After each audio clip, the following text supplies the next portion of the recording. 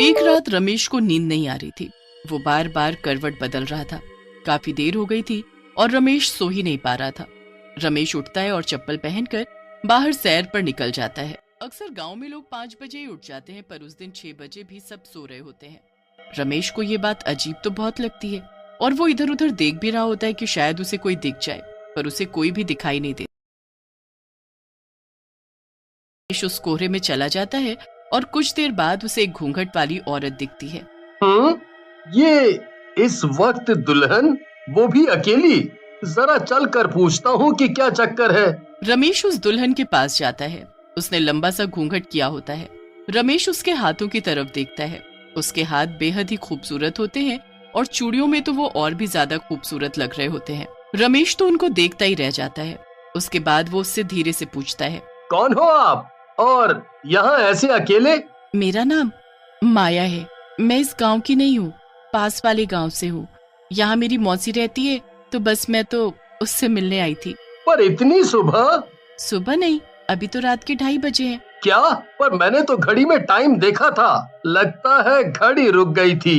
तभी मैं सोचूं कि कोई गांव में अभी तक उठा क्यों नहीं।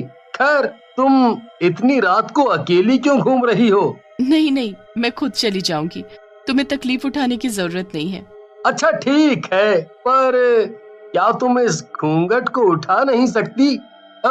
मतलब ऐसे ही, वो मुझे लगा मैं इतनी देर से तुमसे बात कर रहा हूँ और तुमको देखा भी नहीं। क्या सच में तुम मेरी शक्ल देखना चाहते हो? ठीक है, फिर ये देखो।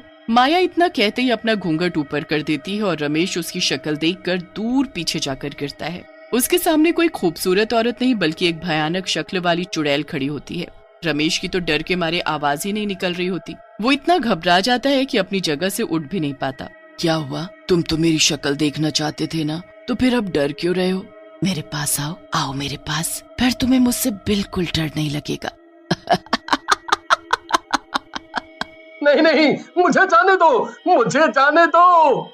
जो एक बार मेरी शक्ल देख लेता है फिर हमेशा के लिए मेरा हो जाता है। अब तुम कहीं नहीं जा सकते, अब तुम मेरे हो, सिर्फ मेरे। चुड़ैल अपने हाथों से इशारा करते हुए उसे पास बुलाती रहती है।